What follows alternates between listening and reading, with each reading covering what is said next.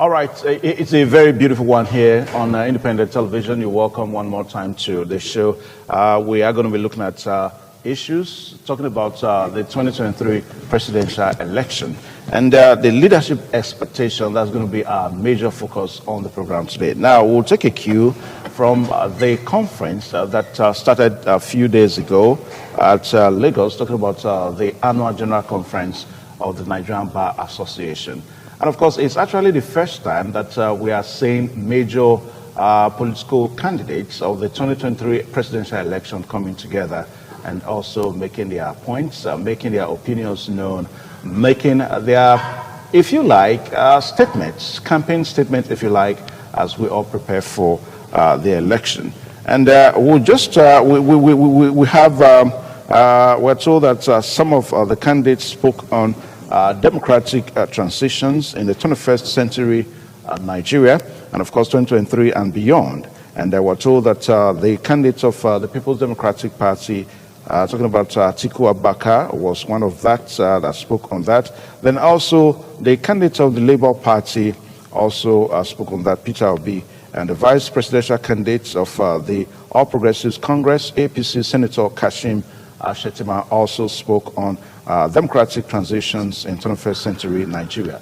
Well, to also bring you to speed, that the theme of the conference is actually bold transitions. So we understand that conference is still ongoing. It's a 7-day conference that's going to last for another few days. Now, we're going to behold, just like what we said at the introduction, that when we have candidates talking, as we glide towards elections, we cannot but to take cognizance of the things that they say, so that when time comes, we hold them accountable, most especially when we are in quest of leadership, in our country, just the way it is now in Nigeria. Well, so we're looking at all this this morning. With us here, we are so privileged to have Comrade Samson Orupa. He's a political analyst and also a public affairs analyst. He's the publicity secretary of Labour Party. Comrade Samson, welcome to this program. It's my pleasure. And also to a very big friend of mine here, talking about Comrade Osahon Obaraye, always with us on this show this morning on ITV. Osahon, welcome to Thank you so much, show. Good morning. All right. Now, perhaps I may just start with you. The leadership expectations. Let's take a cue from the conference ongoing in Lagos. We've seen the major political aspirants, candidates, aspirants in the next year's election speaking. What would you want to say about what they said, looking at the issue of leadership expectations as all of us all prepare for next year's election? Thank you so much. I think what is happening now is an eye-opener for the rebirth of a better Nigeria. If this had happened somewhere in 2003, 2017, I'm sure we would have since navigated from this present state we have now, that people want to know, want to hear, want our leaders to be accountable.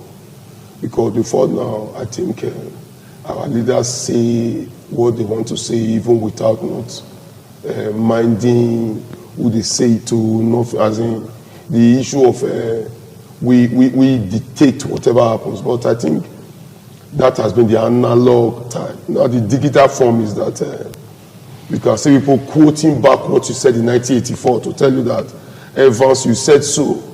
So if you have said so and you've not acted on that, you should be held liable for it. So to me, it's a record development. Taking a cue for what also happened at the NBA National Conference. I think though it was not a political funfair arena, but the leaders our politicians have a way of stealing the show, and you could see that on that day they were all present to come and listen, because I think the lawyers, they are like the bedrock of the society. So those people, whatever they've said that day is going to be used for them, because you also have, if you are to run to court tomorrow, the man that is going to settle says, he heard it from me. So to me, the lawyers should not just do theirs, the farmers should also come up. with a big event like this, where also our leaders should come up to tell us if they are going to do this, the farmers we are going to do this, the doctors also. As we, instead of to also come up to say, okay, we want you to come and tell us the educational sector that is in total decay now. What are you going to do to make sure that this issue of strike become a thing of the past? So I think the digitalization of the political system has also brought sanity a little to it in the Nigeria affair, citing that 2023 election will no longer be as it used to be, because citing the case from 1999 to 2099, 2003, I think the politicians were few. If you had 500 persons there, the politicians were not up to 30, you need 50.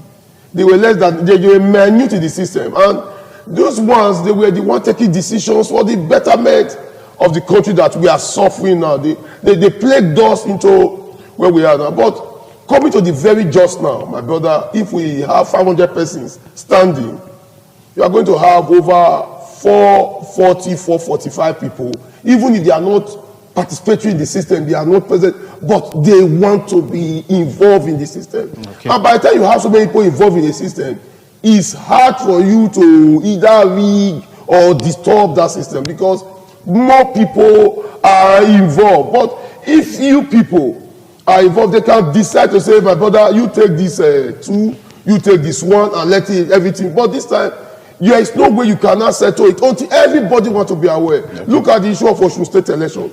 Look at the issue of the Ekiti election. It was like it was happening in Edo. It was like it was happening in Delta. It was like it was happening in Lagos. Everybody wants to be aware what thing they happen, how it they happen. Everybody. Are you getting that? Yeah. But as we speak for the very just now today, 2023 election, I had a meeting at the museum ground a few days ago, and virtually all the small face set I saw was one kangaroo political meeting or the other. Unlike before, where you see them pepper souping. No, they are discussing the betterment for their persons. So to me, it's a very welcome development. Okay, I'll pause you, Osaham Baraye. Now, that MBA conference is not the first time that MBA is having its conference. As a matter of fact, this is the 62nd edition, and over time we've always had elections, but just like what we said a while ago, that it is actually the very first time in this election that we're having the major political candidates coming together to use the avenue to tell the people what they intend to do. Now, for Shettima, that's Shettima now, who is the vice presidential candidate of the APC. I'm going to take, because like what I said, at a time will come that we're going to be holding them accountable from what they said. Now, Shettima, who represented the APC presidential candidate, Asiwaju Bola Ahmed, said their ticket is the best because of their skill, set capacity, and best achievement in office. Now, Shettima was actually referring to him, a one-time governor of Borno State, and of course his principal, Bola Ahmed Tinubu, a one-time governor of Lagos State. So, gentlemen, one more time, let's look at these people. They tell us that, okay, because they did, maybe they are perceived to have done well in an elective position proud to now, then somehow they may also do that same well or do better. Does it connect in any way, Comrade Orupa? Oh, thank you. Interestingly, very, very interesting. What transpired at that conference, the beautiful part of it is that all of them that made their statement, that spoke, they agree on one fact, that there's a leadership problem. Mm-hmm. They didn't run away from it. That something is wrong with the country. Something is wrong in Nigeria. They all agree. They agree that Nigeria needs a serious direction to get to where we need to be. So all their speeches were saying that. But now the leadership capability and ability to transcend all what they have spoken that day into action is a cross of the matter. Mm. And somebody whose party has been in office and is still in office, and we are in this mess, is still telling us I don't know. Anyway, I don't know. But for the fact that just my colleague said, right now they are now speaking to people that have intellect. People are listening. People are hearing them. And also, people can now filter who is who and what can be done and who can do what among them. And as a leadership is the ability to be able to not just influence followers, but to be able to deploy the resources of the people for their own good and development. What is lacking in this country is this leadership. And now some persons have been in power and they have mismanaged our common resources because they lack that capability, that ability to be able to direct and influence where we should go and where we should be at a particular time, and we are in this mess. And so if all what they have spoken on that day, people who have not been able to perform are still telling us their party is the best one, if they are now voted into office, they will now be the people to remedy the situation. It baffles every right-thinking person when the people who are the problems are talking about the problem and wanting to provide solution to that same problem they are part of. They know very well that they are the problem themselves. And so I am of the view that to have a good leadership and to chart the best way forward is to let for those who have spoken to thank God the NBA is an integral part, a very sensitive part of the Nigerian society, of the Nigerian populace, of the Nigerian system. So I believe they should know that we're not just speaking to common market women, mere passers-by, who can tell them, just tell them what they want to hear. I'm sure they should be aware of what they have spoken, what they have said that day, that they will be held to accountable. Okay. And so for the fact that missing link of being able to having the ability to put these resources of the people for their development, a party have not done it. I think for the fact they have not done it, if what they are saying, if they have to take him on security, of course there are so many stories of linking of how we got to where we are in terms of the security problem. Shetima's name cannot is always featured in most of the discussions. And so he's talking about what they have done. And of course his name is continually featuring in the security problem of this country. Anyway, and so if now he becomes the vice president, how is he going to handle that matter? Okay. All right. Also, Barai, let me come to you one more time. Now, for the presidential candidate of the PDP, Atiku Abubakar, he spoke extensively on security. And of course, on his own part, he said that the major reason why he's vying for the 2023 general election is to unite Nigerians to fight insecurity.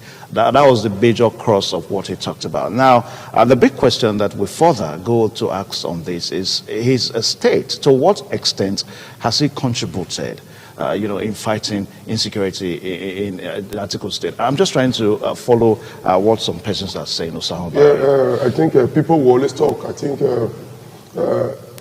Atiku telling us he wants to unite Nigerians to fight insecurity. I call it laughable because the reason is because this has been somebody that has been contesting this presidential election since 1999, 2003, if I'm not mistaken. So if there was a unifying factor on his type of pedigree, I think he should have been a static human being. We should lend our voice. The entire world is hearing us. So if we want to speak about some people, we should speak about people with integrity. We cannot waste our saliva and voices for a man who has been political. No, but you may not be able to say that to Sahon Baraye because some persons may feel differently. That you said to Sahon Baraye, we are discussing this for the first time. So by tomorrow, you now also add me to those that said so to ask another person again. So my view is different from another person's view. I'm talking about somebody that has been there. So it doesn't really tell about his credibility or capability to do something, because a man that believes in himself should not even see moving from one direction to the other as an issue. But I think we should not even talk about that. What we will be talking about is the sincerity of purpose. As a politician, I should tell you that we want to tell you what you're going to hear. You are going to hear more. People are going to do more. This Christmas, Nigerians should be expecting more free gifts they've never seen in their lives, because it's a federal election. And thank God there's also going to be a Edo local election. So it's going to be a jamboree for politicians in Edo. They are going to eat. There's going to be a lot to eat. But they should also know that after this, where comes the next? So we are going to hear more sweet talk, telling us about unifying this, that. They are going to tell you more lies. Expect more. So what I think what we should be talking about now is individuality. This person, don't forget about party or this person. Just look, Evans stand. Rewind Evans on your own, back to about 5-10 years ago. Has he been a static personality? Why? Who was he? Because if you want to know a man, give him power. That's when you know him. The person can be like, I can just be pretending to be extremely loyal. I will tell you, my brother, when I become, I'll put over here. It was in this system, this political system, I don't want to mention names of states, that you can count over 200 MOUs that have been signed, and one is yet to be on paper. So, are you not telling me that somebody will not come up again tomorrow with MOU, you don't know the person is also telling you what somebody else did not do? So but the question, is there any infrastructural development you achieve without an MOU? Is there any way a government can achieve any infrastructural development? Achieving an MOU is one thing. I get it now. But when you keep repeating saying, it is better to just act to say, let me do this one thing. Don't do big thing. Okay. I get it now. Obasanjo now, so people might say, my assess him as a failure. But in his closet or whenever I want, he will tell you, if it's not for me, the GSM using calling me today, it will not be reachable. Even if, are you getting it now? So some people now also tell you, you said light, 16 billion. If you want to not trace where was the light, you said privatization. I don't know if you understand it. By the time you start speaking, you now also know that some people have also spoiled their political chances. So the likes of us, we have told people times that number, we are going to vote for somebody that has been static. Because it is very, very hard in this political kingdom we find ourselves for you to see a static politician. Now, when you say static, what exactly do you mean? Somebody that has been there, somebody that has not been you as in daily dying from party to party. Beautiful face on Monday. No, because it's the reason why I'm telling you is that is where true loyalty comes from. The person you are seeing now, that is when he's also in his closet. That is what he's going to do. But if you say so, if you look at the major candidates now, the Tinubu we are talking about of the APC, he did not start his political career in APC.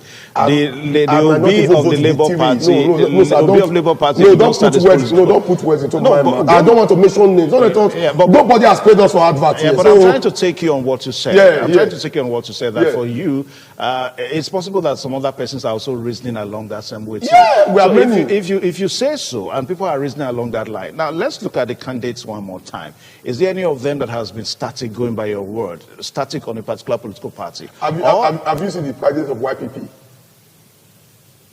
Have you heard of him? I'm asking. Of course, I've heard of it. So he has not been static. Anyway, let's leave. So don't let us change for you already know. You just want me to now. If I not say, people will not say no. What is going to play well this time is your sincerity of purpose.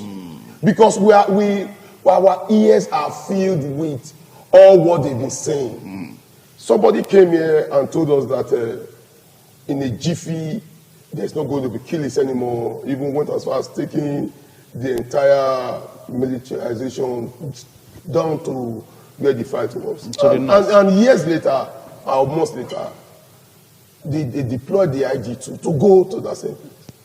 And somebody asked, I said, the IG didn't go. I said, he didn't even know that the IG didn't go. It goes to show that there's a lacuna somewhere that somebody will say something, it won't even work.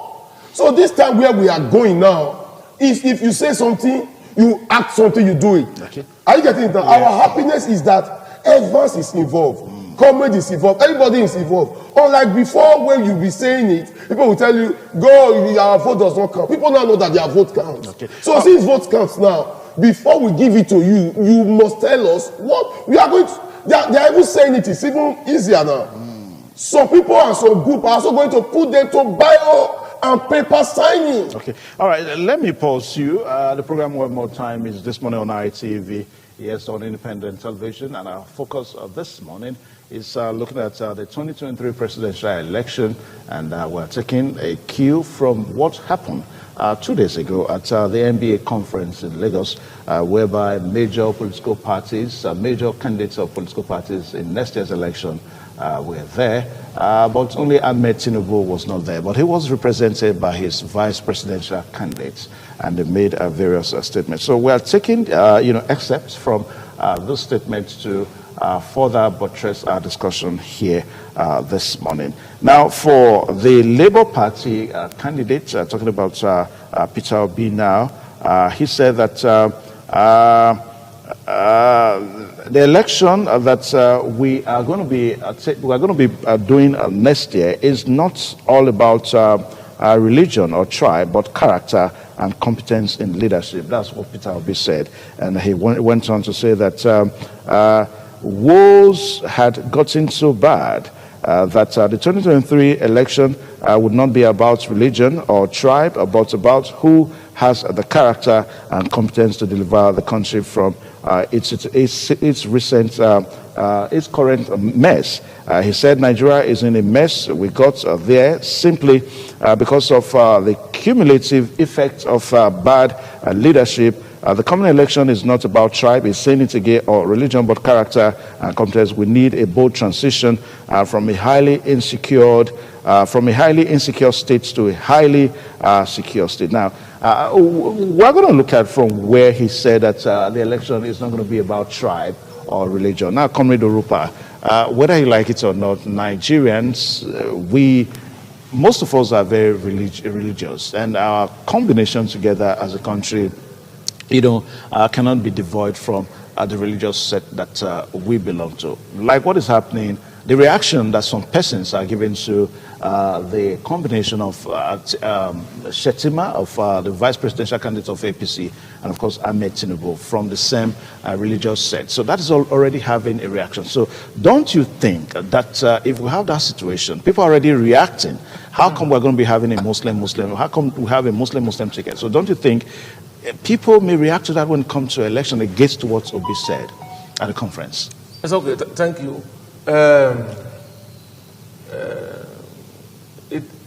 It's only a sincere man that could say what Obi have said from a sincere heart. It's only a sincere man that could have viewed the situation in that light. For where we are now, every person knew what considerations were put in place and what considerations were not put in place, what were jettisoned, and bringing a leadership that brought about this mess in this country. If history can serve us very well, we don't need to go back to that. And that is why Peter Obi is of the view that it shouldn't be based on, I must vote for my religious man, I must vote for my tribesman, I must vote because of this man is from my religion, I must vote because it's this for me. No. He is saying of competence, character, integrity, tested and trusted persons. Of course, he's throwing it back to the listeners, to the Nigerian people, that these are the considerations you must make before you cast your vote. For what religion has brought us, we knew. If we want to repeat all that based on one particular religion, if it is not my religious man, if it's not my tribesman, and that consideration brought Nigeria to its knees. Yeah, Comrade Orupa, the question we're asking is that from your own point of view, as a Nigerian, I mean, you've been in this country for God knows when. You're a citizen of this country. You know how Nigerians react. Do you see this election, from your point of view, let us be sincere here. Okay, do you see this election that Nigerians will do things differently this time? By the grace of God, what we are seeing from the vibes that is going on and the unification of a movement that has come to stay, it transcends religion, it transcends religion, it transcends tribes. And so people can see what the yearnings of Nigerians are, what they want, the expectation they want. The new Nigeria they are expecting, one man is singing that song for them. And so everybody outside religion, outside tribe, outside religion are now key into that movement, irrespective of who the person is. And so they have seen that it is no longer going to be by religion. And if somebody is banking on his religion, on his ethnicity, wanting to see that he will win the election, the present Nigerians and the youth we have right now have gotten the trick of the leaders. Okay. That has done. So it's not going to be by religion. If any person, maybe, well, I will always say that this 2023 election is what is going to make us to know how many Nigerians and at what location, at what point, where that still needs some psychiatric examination. Okay, now, Comrade, as we wrap up now, Osahama Baraye, quickly, I want you to lean your voice on this religion and ethnic tribe and all that thing as it relates to the election. Yeah, we can't. I will divert from what I said. We can't take religion and ethnicity away from any. Even in America, it's not to even talk of Nigeria that 80%, 70% of our voters, what they know even best is religion. So that cannot be. You should not shy away from the fact, because if there was nothing like that, I think there would not be this whole balloon about the Muslim APC ticket. If in a sane society, nobody would have thought about that. But even for the party, some people to say, no, we are leaving. Some people left APC. Some stakeholders left it because of the Muslim issue. So what do you make of the geopolitical zone that seems to be disadvantaged, as it relates to religion and ethnicity? Somehow disadvantaged in certain ways. Yeah, the truth that we should not hide away is that, first of all, Nigeria is not standing on a well-structured system. Because if you go now to the representative, the sharing formula, even in the structure itself, some geopolitical zones are disadvantaged on their own. Let's start in the case of our brothers from the east. First of all, the states they have is the least. I'm not talking about numbers. I'm talking about the structure, cutting. I get it now. But when it comes to the entire nation, you will not hear nothing like east again. You now hear northwest, north south, north central, southeast. I get it now. Yeah. And when you just come, what you hear only is southeast. I get it now. South. And adding all this together, you saw some of them boasting that day. A state, just one state in the north covers the entire 2, 3, 4 states. Yes, in southeast. So, first of all, it's not standing well, because these are not what we see on the papers. Sometimes I must reflect on. So, if we know this now, what is the prospects of some of these candidates? The people are going to decide. Are you getting that? Not we any longer. People are deciding. The factor now is and also in this side where we are, we still have some of us that are not used to voting. We don't vote, no matter the publicity you are going to do. Are you getting that? We have some sect of religion like that. You hardly find it in the north. Yeah. Like the Jehovah's Witness. Now they don't vote, and their numbers are much. But you don't have that type some of Jehovah's sect. Witness vote when you say they don't vote. No, they don't participate in political process. Check God, ask. They don't. Oh, really? Yeah, they don't. They don't have a voters card. My friends have.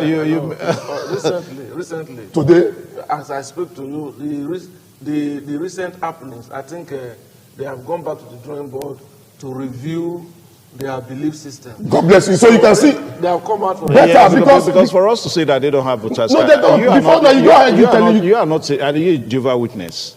My best friend is. But you are not a Jehovah's No, I'm not. My best friend is. He just told me. So if your best friend doesn't have, no, he has never voted, and he told me it's not in their religion. The truth is that they never believe. Are you a Jehovah's Witness too? No, but so I know, you cannot speak for them. No, listen. This is what we know. Yeah. But as it stands now, the current happenings in the country have forced them to rethink.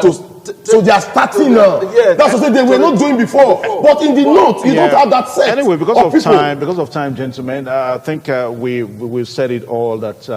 It is the electorate that has the decision to make, despite the fact that the candidates will always tell us everything and anything that they want to tell us. The electorate will always have, a word or a decision to make. Comrade, just 1 minute quickly.